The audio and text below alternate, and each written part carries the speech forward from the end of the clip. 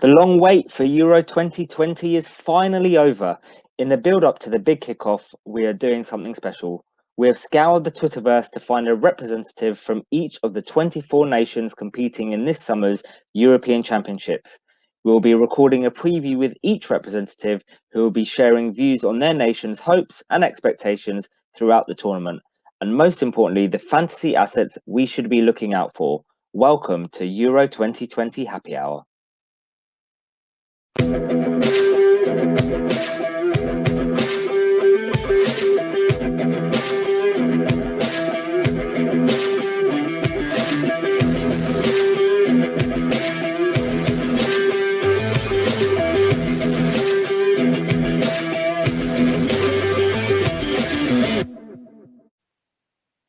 Hello and welcome to our Euro 2020 preview series with myself, Sham, otherwise known as FPL 2 Guys 1 Cup on Twitter. Myself, Rob, otherwise known as FPL Panda. Rob, we've got another guest tonight who is representing a country that is making their third appearance at the Euros, and that is Austria and Benedict. Benedict, welcome to the show. Hi, how are you guys doing? I'm good. How are you? I'm very good, thanks. Nice. Benedict, why don't you introduce yourself, what football team you support, if you like FPL, just a little bit about you. Yes, so I'm Benedict. I'm 22 years old. I support Liverpool, and internationally, obviously, at national level, obviously Austria. I do like to play FPL. I actually got quite a good finish to this season. I'm around 20k. Nice. My rank is around 20k, so quite a good season. Yeah, but it was only my second season playing FPL, so I'm a newcomer, you could say. Okay, and you live in Austria? Whereabouts do you live? Yeah, so the capital of Austria is Vienna, and I live right outside, so I'm like the outskirts. Okay, cool. Right, so let's talk about Austria then. How did you guys do in qualification? Well, we did okay, I guess. So 6 wins, 1 draw, and 3 losses out of 10 matches. I'd say the group wasn't really a hard one.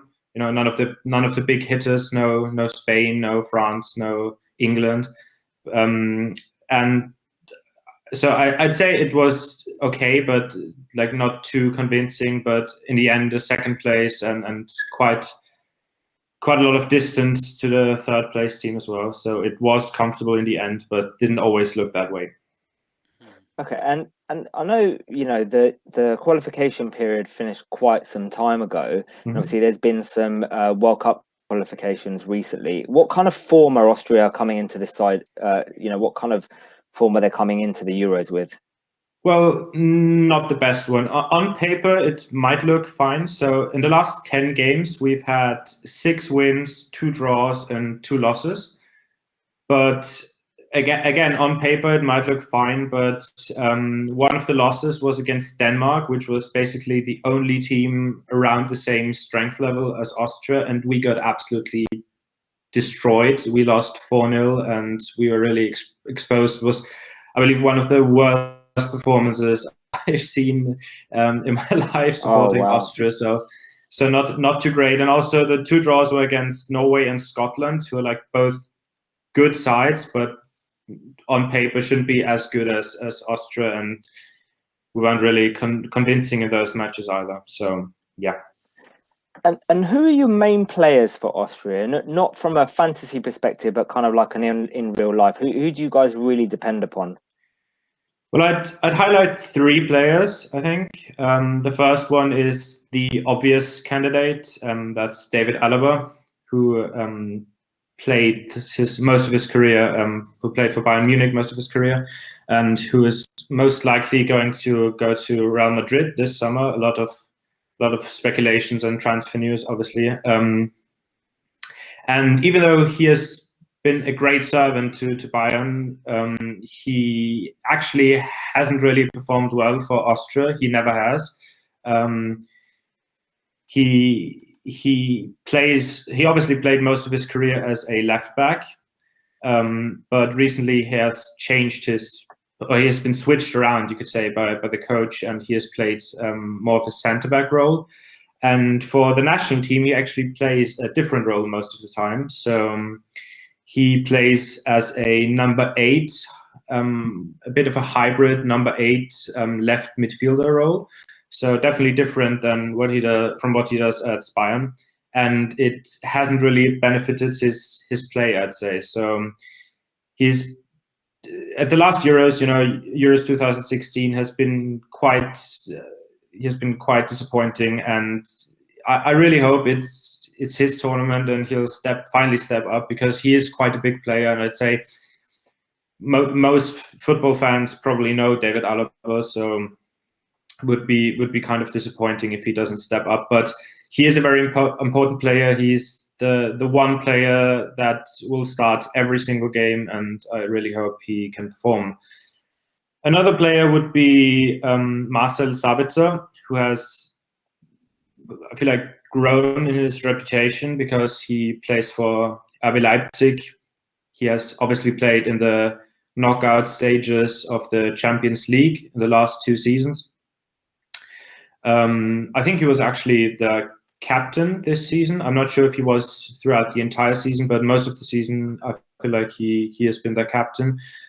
He's sort of number 8, number 10. For Austria, he usually plays the number 10 role. And a bit like David Alaba, not as much. He has not been able to maintain his form, or to carry over his form from Leipzig to Austria, but he has generally had a couple of good matches, and this might be his tournament to finally step up and like show the whole world what he's capable of. And I'm pretty sure in the past he's been linked with quite a few big clubs. Obviously lots of speculation every summer, but I recall him being linked to Tottenham and to Manchester United even at some point. So who knows if he'll perform well, he might get himself a really big transfer in the summer. And then the third option is from a more defensive point of view, and that's Martin Hinteregger, who is our best centre-back, I would say. He is the one centre-back option that's most likely going to play every game. Obviously, you can never account for injuries but he will most likely be starting every game if he's not injured. And he plays for Eintracht Frankfurt in Germany, who got 5th this season and in the German Bundesliga. And yeah, he's just a very, very solid player, great defender. Actually can be quite a big goal threat from corners and free kicks. And very, very good passer as well, very, very decent at attempting long balls, and has just been extremely solid throughout the last seasons, and not only for his club but also for Austria, stepped it up quite a few times. So those are probably like the 3 players I'd highlight. So are those 3 kind of your best players from an in real life perspective, or specifically fantasy related? No, those are like the biggest players, I'd say, in real life that like Austria is associated with. I'm really surprised you haven't mentioned Arnautovic. Yes, I was going to come to that, but so you see, Arnautovic he has been a very good servant for the national side. And I don't like Arnautovic. Yeah, I'm a West Ham fan, and all I can associate with Arnautovic is a snake and a dickhead.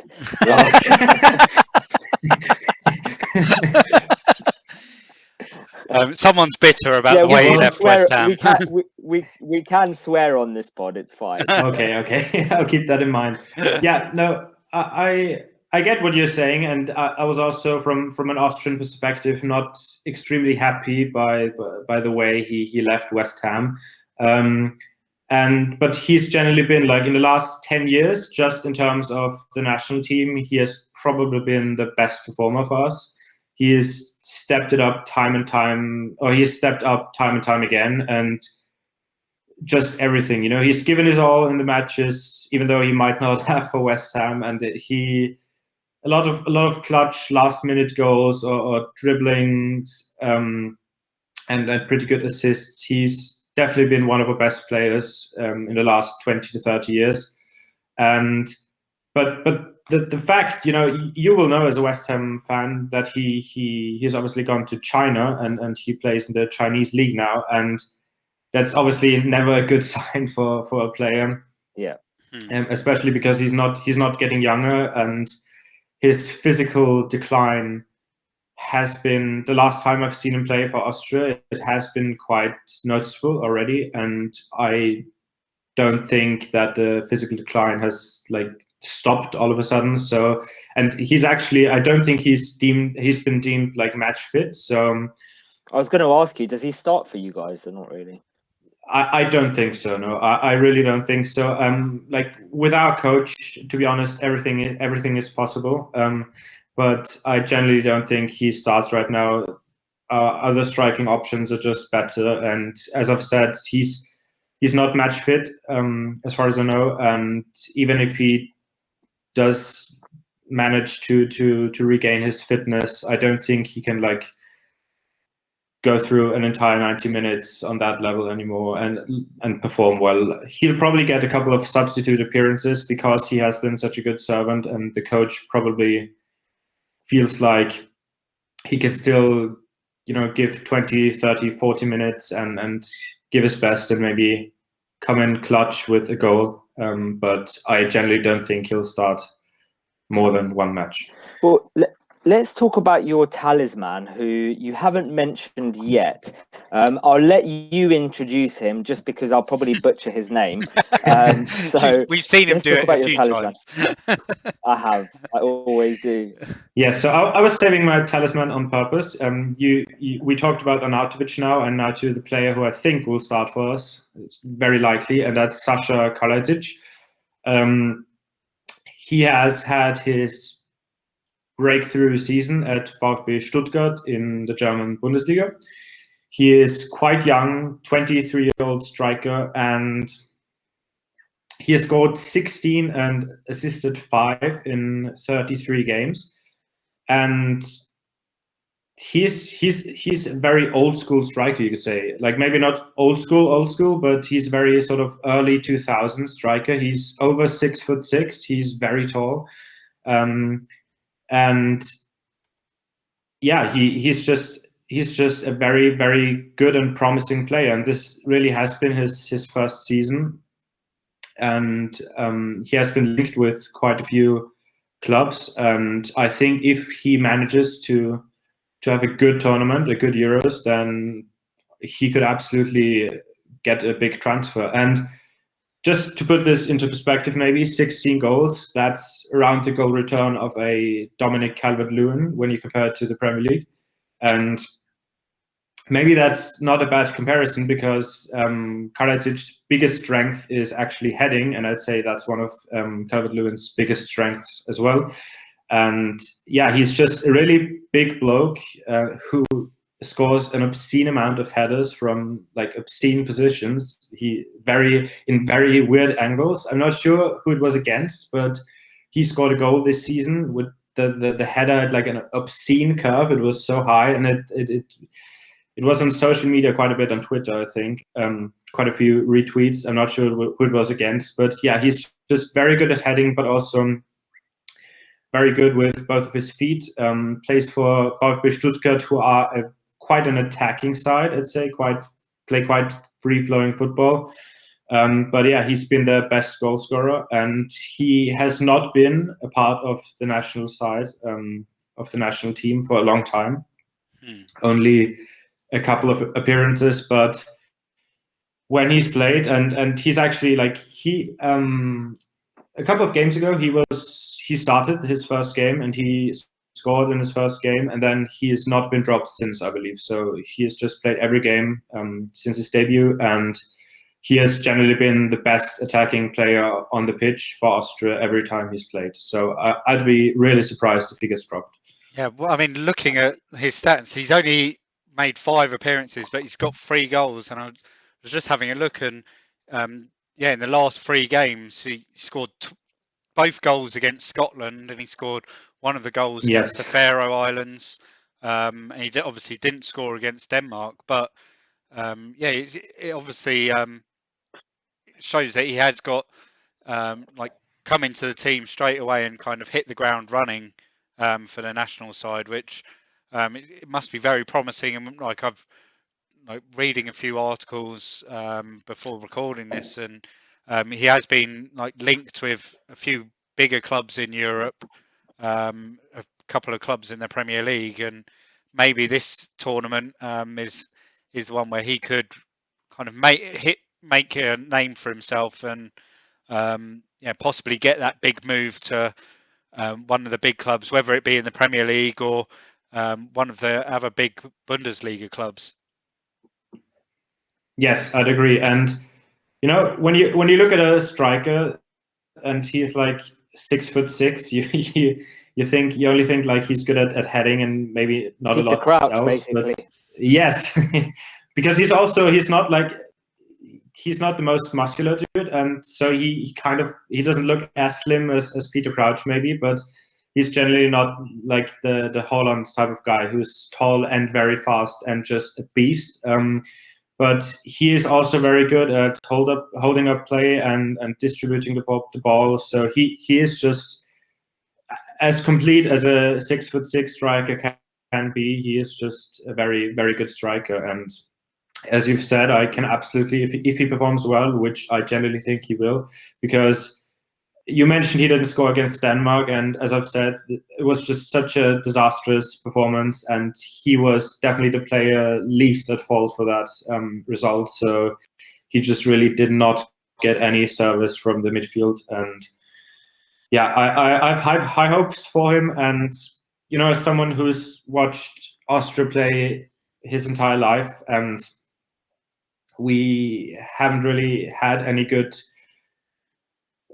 tournament runs, no really great performances, and we actually have never had any really good strikers. I've mentioned Arnautovic, but for most of his international career, he's actually played more of a left wing role instead of a central striker role. And so Sasha Karadzic is actually the first really promising striker we've had in quite some time, and he really looks like he could become a top striker, and that's obviously very, very promising and makes us fans hope. So Benedict, what would you say the strengths and weaknesses of this Austrian side? Well, I'm going to start with the weaknesses because I feel like that's the bigger part or the bigger portion of those two. We have we play quite defensive. Our coach plays quite defensive football, even though we do have very, very good pressing midfielders, especially. So I'd say the biggest weakness is that we are not able to make those players who are really good and who play really well for their clubs to make that sort of transfer over to the national side. And yeah, we don't attack, even though we have very, very great attacking options, and probably our greatest strength is the defense, even though we didn't show that against Denmark, and actually not against Scotland either, you know, conceding 4 and 2 respectively. But yeah, maybe if it comes down to the Euros and, you know, there's a training camp where the squad can train together for a couple of weeks, then the defense will be sorted out, and at least that will work. But yeah, we're just really easy to play through at the moment. So the defense hasn't worked out in the last couple of games, and yeah, the pressing is basically non-consistent. I think or non-existent, I'd say. There was a quote by the Denmark manager after the match, and he was really surprised by how little we pressed, and he was like, he was out of his. He was like, there's no way they have all those players and they didn't press at all, and we really do have. So for example, Konrad Leimer, who also plays for Leipzig, and Xaver Schlager, who plays for Wolfsburg. So 2 players who are in the starting 11 of a top 4 club in Germany. They both have excellent pressing numbers. I'm pretty sure Konrad Leimer has one of the best pressing numbers in the top 5 leagues. I'm pretty sure he's like amongst the top players. And still, we don't press, and therefore we don't generate enough attacking or counter attacks and attacking chances. Yeah, that's just about it, to be honest. Okay. I'm not very confident. Fair enough. Right, so let's look at your group then before we talk about fantasy. What are your thoughts on how you think this group's going to pan out and your opportunities? Yeah, just to go back to your last question, I do have one strength, and because I don't want to be too pessimistic and maybe a bit of optimism, Yeah. I think that a strength is, in general, that we do have a lot of young players coming through and a lot of young promising players. So even though we might not have, or we might not perform at our level this at the Euros this summer, we might in the future. And actually, those young players have also been incorporated into the starting 11 quite well. So there is hope, you know, with maybe the change of a manager or a couple of tactical changes, we might actually not be very far away from performing well. So yeah, but yeah, the group. I actually, when I first looked at it, I thought it was quite an easy group, if you want to call it. It was quite a fortunate draw for us. Like I feel like out of the first pot, out of the hardest teams, I think that the Netherlands are the easiest. They're probably the weak, or the weakest. The weakest. Especially with the likes of Van Dijk missing out. It's just that they're just probably not going to challenge for, or not going to win the whole thing. But I actually think Ukraine are very underrated. I think Ukraine are a very good side. They play not only, I believe, quite attractive football, but they get a lot of wins, and I could totally see Ukraine getting first place in this group if they draw with the Netherlands or beat them even. And yeah, North Macedonia, a side we know because we played them in the qualifiers for Euros. So, and we beat them twice. But yeah, we have not gotten better. We have gotten worse. And North Macedonia have recently beaten Germany even in a friendly. So. Or I'm not sure if it was a friendly or the World Cup qualifiers. Yeah, it was the World Cup. Oh, it was. Okay, yeah. So, but yeah, but they did beat Germany, so they definitely can perform well. So I would not be completely surprised to see them getting a draw against us, or maybe even beat us. So yeah, but like, you're not confident about Austria at all, are you? No, I'm not because I honestly have no reason to be. You know, I always like to draw comparisons to England, to the manager situation in England, because I think that there's quite a few critics of Gareth Southgate, and I think you can be critical about him not being the best when it comes to the tactical intricacies and such, but like, he has achieved a bit. You know, he's gotten a semi-final at a World Cup, and he's sort of unified the squad, and with all the rivalries going on, and there's at least a solid portion, I feel like, of England fans who at least don't want him out, right? Or just tell me if I'm wrong there, but like, there's at least some fans who are like, not Southgate out, right? I mean, my opinion of him is, yeah, he's like the most successful England manager since Terry Venables 25 years ago, by taking an England side to a semi-finals of a major tournament.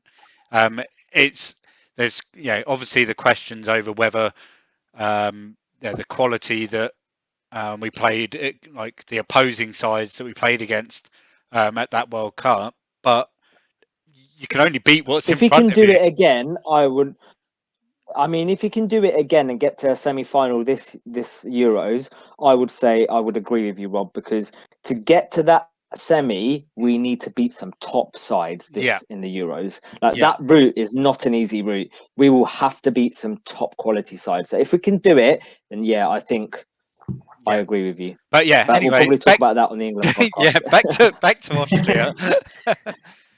So Yeah, you'd but say that the what I coach wanted is to the say same. is like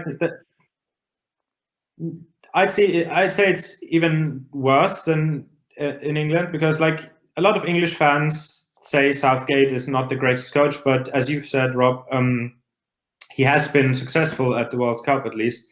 And with Franco Foda, the coach for Austria, at this point, I don't think there's a single fan in Austria who actually watches the games and understands, has a bit of tactical knowledge, and really wants Franco Foda to be the coach of Austria. And he's still in charge, because the sole reason for that being because he qualified for the Euros, and that was the justification from the board, from the Austrian Football Association.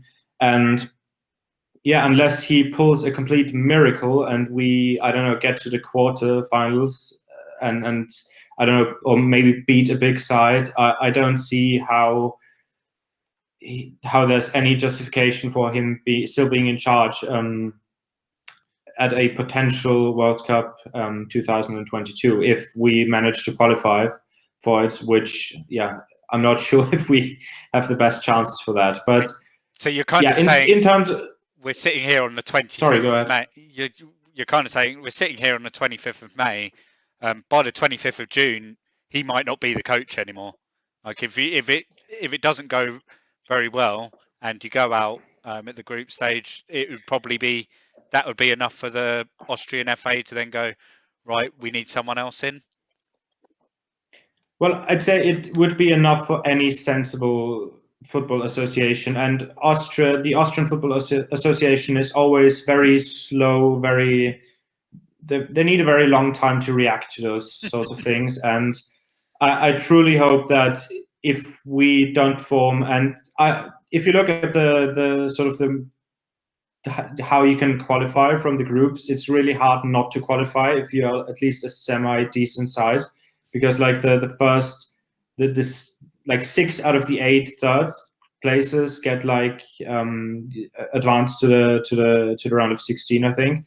So it's really hard not to qualify if you're Austria. And even if we do manage to do that, if we don't get through like the round of 16 and I don't know, if we play like, I don't know, France, and we go out and we fight and we lose to them by like slim margins, then maybe there's still hope. But honestly, I don't see how he can still be coach if we don't go at least to the quarterfinals. And that's obviously, like, honestly, that's not going to happen.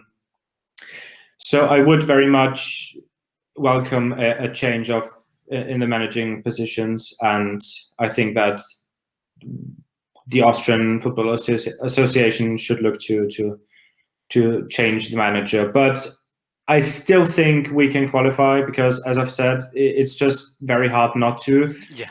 Because let's face it, North Macedonia, as they did beat Germany, but we are still the favorites in that tie or in that match, because we did beat them twice in the qualifiers. And when push comes to shove, I really hope that the players just give their all. And North Macedonia were very lucky to qualify. I think they only did it because they beat who was it? They were Slovenia, I think. We had Slovenia in the qualifying group, and they had the same amount of points, and Slovenia even had the better goal difference. But because North Macedonia was better in the Nations League. Was it Nations League, or I think it was like the direct tie. That is the Nations League. I think they played each other in the playoff. So that was it. Okay, yeah. I see. Yeah, right. They took that route. Yeah, so yeah, they managed to get through that way. But yeah, I think that first game is very important for Austria, and yes, if you can get the win there, it kind of takes the pressure off against Ukraine and against the Netherlands, because you've got 1 foot in the door into the round of 16, and then once you're in round of 16, yeah, as you say, you'd likely be playing one of the top sides, and if you go out to one of the top sides, you can't really complain about it. I think Yes. getting out of the group is one. It's a smaller hurdle because of the quality in the group. Like, you could be in a lot worse groups. You could be in Hungary's group and be in a horrible position. But you've got a chance, like you say.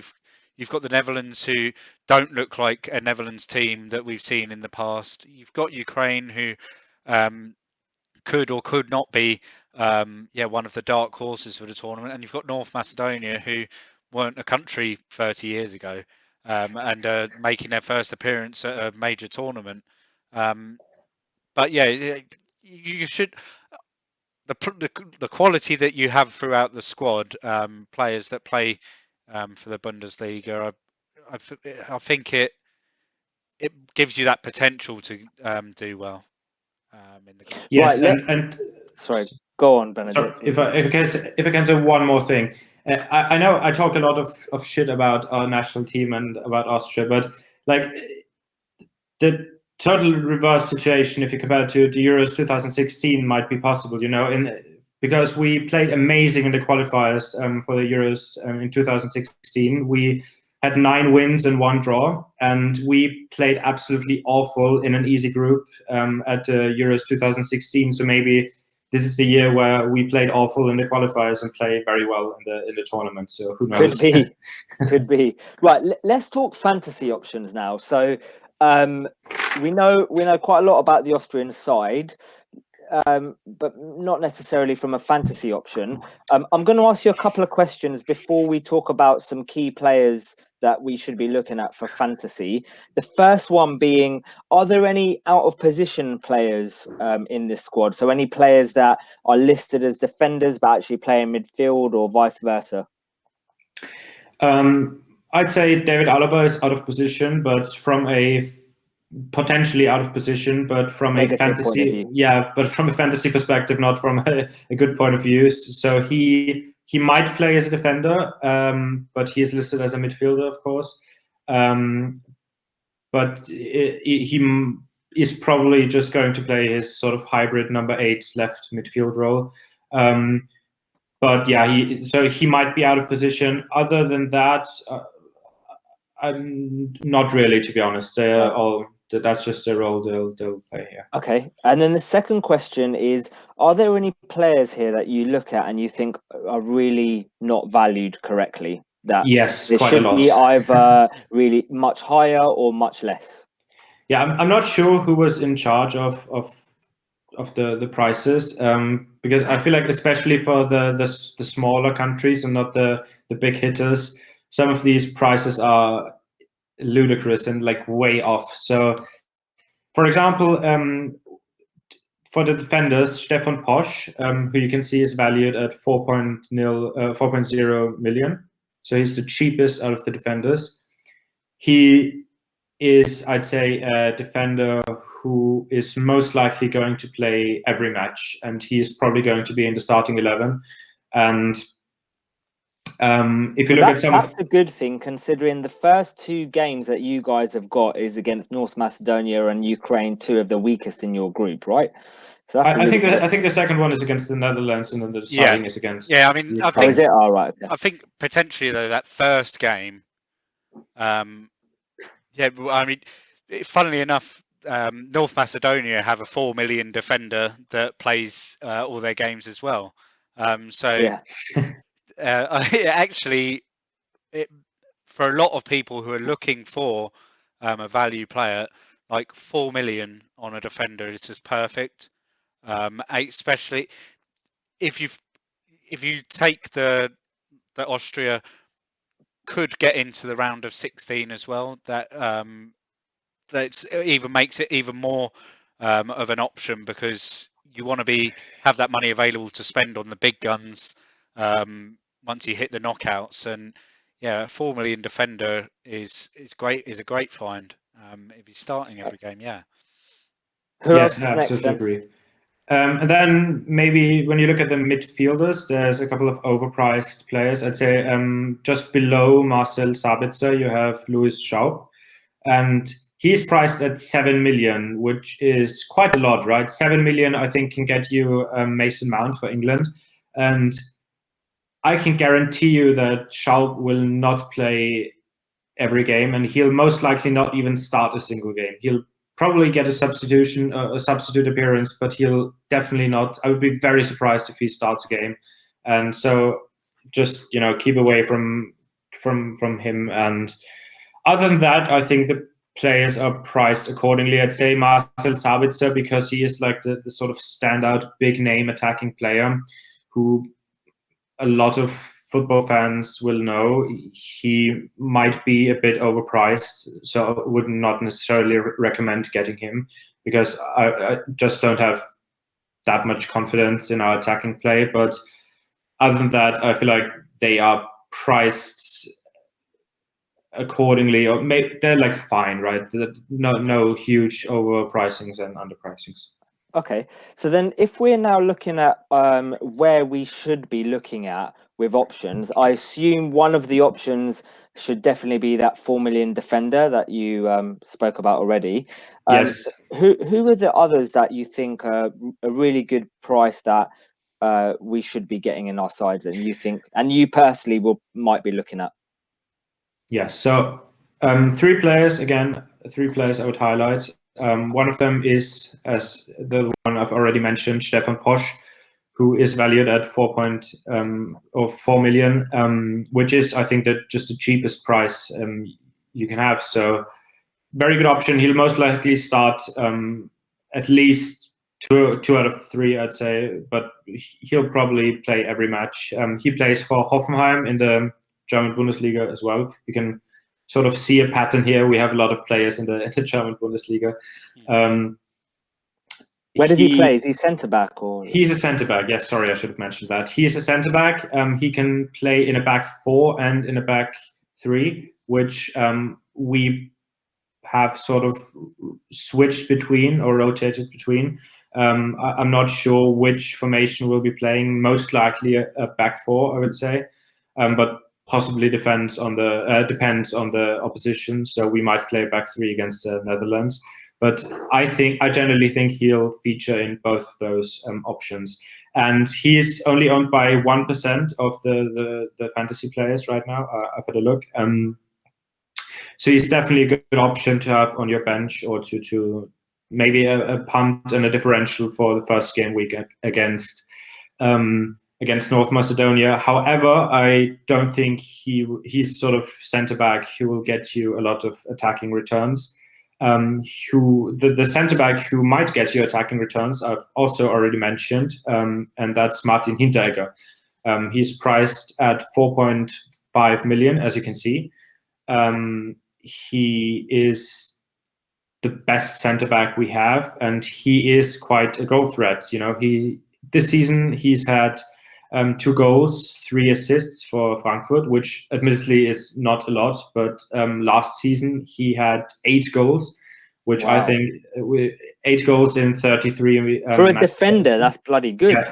I mean, 2 goals and three assists for a centre back isn't bad. Yeah, 8 goals is quite insane. I agree. Yeah. He is tall, but he's like not that tall. I think he's like 6'2", or 6'2", I think. But he can just put his body through it and go like through defenders, and he's just a really good player. And some international fans or English fans might know him from his performance against Chelsea a couple of seasons back. They played Frankfurt in the semi-finals in the Europa League, and he put in a man of the match performance against them at centre back. And then he missed the sort of deciding penalty in the penalty shootout. So maybe not the most glorious, most glorious ending to that game. But the 120 minutes before that, he played fantastic against the likes of Eden Hazard and such. So he is not only a very good defender, but he is also very, very dangerous when it comes to corners. And yeah. Do you think he's worth the extra 0.5 on Posh? I truly think so. And I have him in my fantasy team. I'm going to be, I'll definitely start him against North Macedonia because he is just that good, and he can get you that goal from a corner in the last minute. And yeah, I'd really recommend him if you are looking for a defender in that price range. And then one attacking option, obviously my talisman. I have to mention him, Sasha Kalajdzic. He is valued at 7.5 million, which I think for a striker is quite cheap, because I've had a look at the strikers, and if you take out all of the starting strikers, there's actually like not a lot of cheap options, because I think the only player that compares is Ante Rebic for Croatia, because he's valued at 7 million, I think. So he's in a similar price bracket. But Sasha Kalajdzic is, I think, one of the cheapest starting strikers. And yeah, as I've said, he's a huge guy. He scores a lot of headers, and you would imagine that like he's the sort of player you want to have in a team when it comes to like a last-minute corner or a last-minute free kick, or the goalkeeper sort of smashing the ball forwards with a long ball attempt. And he has a great goal-scoring record for not only for his club but also for the national side. So I'd really recommend him. Other than that, I would actively advise against Marcel Sabitzer, I'd say, because he's just that expensive. And even though he might have a great tournament, I think at that price there's just better options, to be honest. And David Alaba has a really high ownership. I think it's 14%. It's one of the highest for midfielders, and I get why, because he is quite cheap and he is a big name, but he doesn't really get that many goal returns. You can see here on the graphic that he has 14 goals. That's mostly because he used to take penalties for the national team, and as far as I'm aware, he doesn't take them anymore. At least in the last, he hasn't taken the last few penalties. So unless that changes, and he does take penalties now, I'd not really recommend getting him in, although he might seem like a cheap option. I mean, that leads me on to who does take the penalties. I'm getting that question Yes. in. You keep stealing it off me. So yeah, who does? Going to leave that to you. Who does take the penalties now? Like, because I mean, if you're saying like instantly, if Alaba's not taking them, Arnautovic isn't starting. Is it Sabitzer that takes the penalties? Yes, it is Sabitzer, and I know he's the player I advised against, but realistically, how many penalties will you get in a 3-game tournament, potentially 4-game tournament? Potentially 7-game tournament. Potentially, let's not go that far.